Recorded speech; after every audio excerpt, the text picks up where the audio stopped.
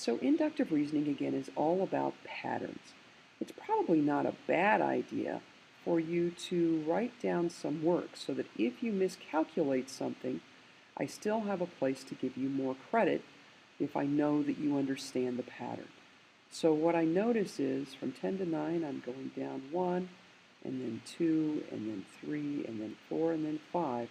So I should be subtracting 7. I should be subtracting 6 to get to my next one.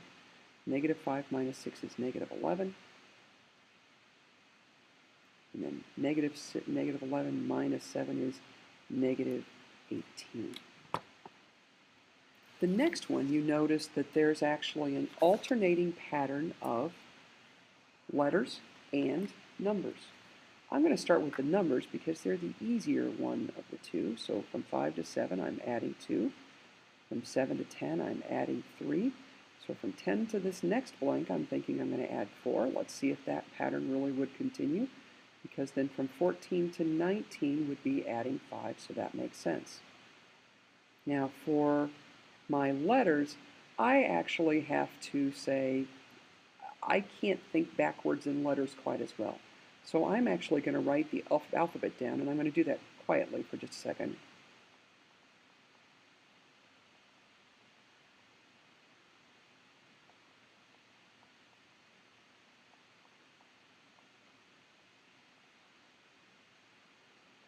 It's easier to do that quickly when I'm not trying to talk at the same time. And what I notice is I'm going backwards. From Z to X, I'm going back 2 letters. From X to U, I'm going back 3 letters. From U to Q, I'm going back 4 letters. So I'm thinking I should go back 5 letters. 1, 2, 3, 4, 5 should be L. And then to make sure, I would think 6 the next time. 1, 2, 3, 4, 5, 6 would be F. That makes sense, so I need to put an L in here. In this last one, I want the value of the nth term. Well, what I notice, again, pattern-wise, from negative 5 to negative 2, I'm increasing by 3. From 2 to 1, I'm increasing by 3 again. 1 to 4, again, I keep increasing by 3 across this table. So the nth term just means I want to write some sort of expression so that if I were asked to find the 100th term, I don't have to list out all 99 before it. If I was asked to find the 5,000,000th term, I can do that very quickly.